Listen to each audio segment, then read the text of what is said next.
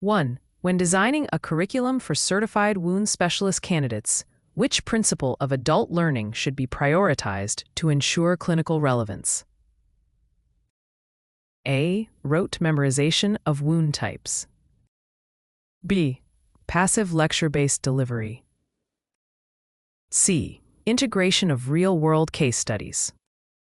D. Mandatory standardized testing only. 2. A mentor is working with a wound care trainee who struggles with evidence-based dressing selection. Which communication strategy is most effective? A. Providing a list of dressings without context. B. Asking reflective questions to guide clinical reasoning. C. Correcting errors publicly during patient rounds. D. Assigning reading without discussion. 3. When evaluating wound assessment competencies, which method best aligns with adult learning evaluation principles?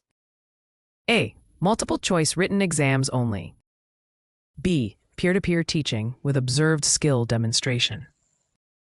C. Memorization quizzes without feedback.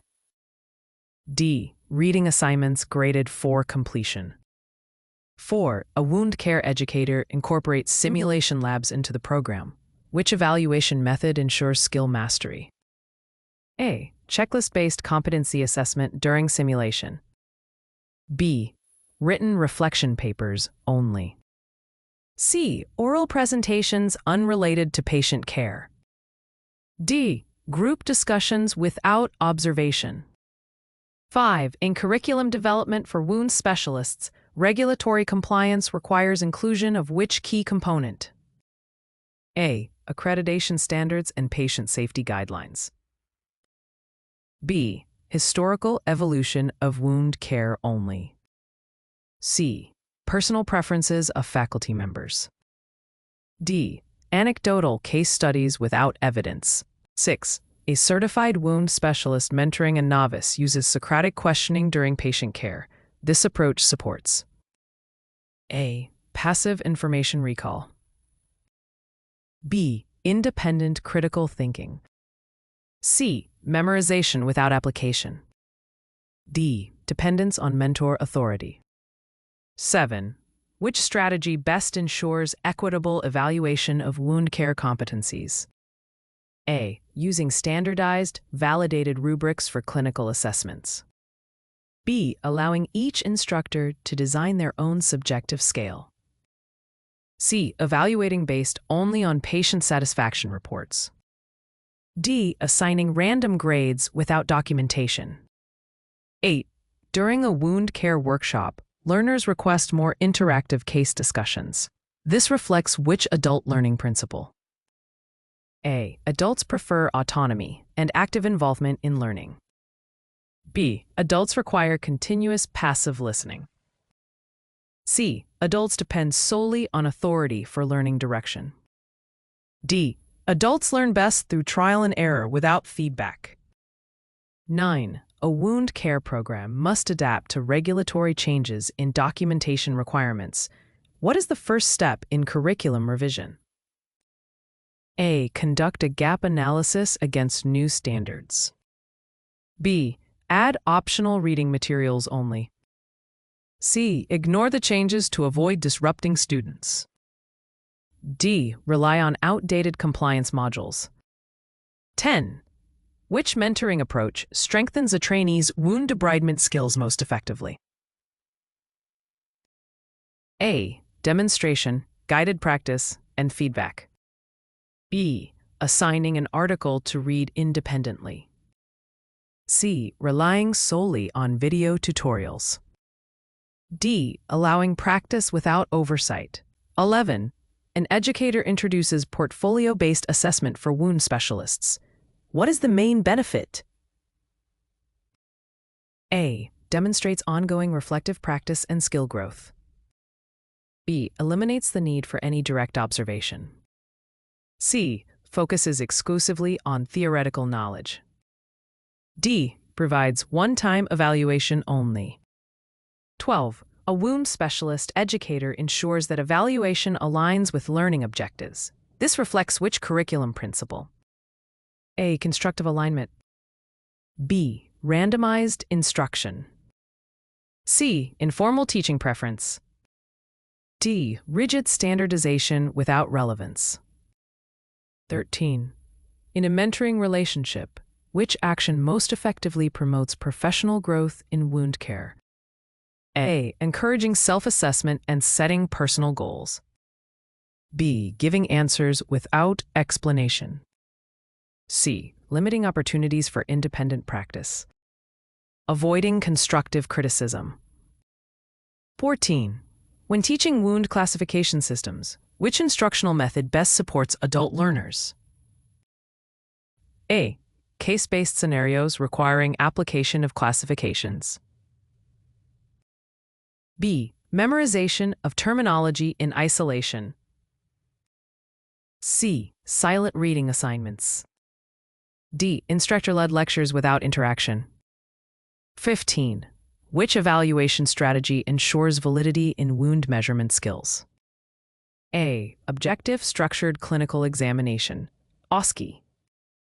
B. Peer discussion without observation. C. Multiple choice tests on terminology only. D. Instructor impression without rubric. 16. A regulatory audit identifies gaps in infection control education within a wound care program.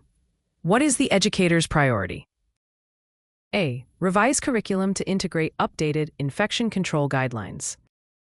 B. Ignore findings if students passed exams. C. Focus only on non-clinical modules. D. Delay updates until next accreditation cycle. 17. A trainee consistently misses cues for wound infection. Which mentoring strategy is most effective? A. Guided reflection with targeted feedback. E. Allowing errors to continue without correction. C. Assigning unrelated reading tasks. D. Criticizing performance in front of peers. 18.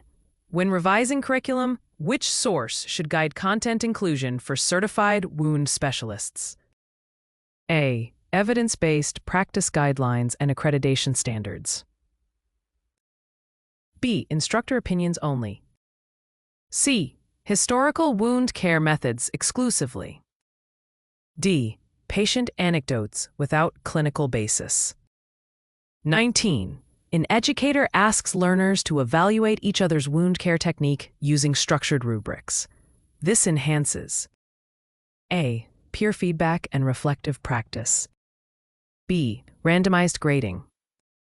C. Competition without collaboration. D. Learning based only on instructor evaluation. 20. Which communication technique fosters psychological safety in wound care education? A. Using respectful, constructive feedback during debriefing. B. Highlighting errors in a punitive manner. C. Ignoring learner questions during sessions. D. Withholding performance feedback. 21. What is the most effective evaluation method for interdisciplinary wound care teamwork? A. Simulation-based assessment with observed group collaboration. B. Multiple choice test on wound pressing types. C. Independent essays without teamwork observation. E. Informal faculty discussion without documentation. 22. A certified wound specialist integrates mentoring by modeling bedside documentation. This promotes A. Role modeling of best practices. B. Passive observation without application. C. Independent work without guidance. D. Learning through trial and error. 23. Which principle best guides assessment of patient education skills in wound care specialists? A. Observing ability to tailor education to patient literacy level. B. Evaluating based solely on written exam scores. C. Using standardized language without adjustment. Delivering identical information to all patients. 24. A trainee educator develops a module on negative pressure wound therapy. To align with adult learning, they should A. Incorporate clinical cases and interactive problem solving. Deliver long lectures without interaction. C. Focus only on technical terminology. D. Require memorization of manufacturer instructions. 25. Which action demonstrates compliance with accreditation standards in wound care training? A. Documenting competency validation using objective tools. B. Relying solely on instructor opinion.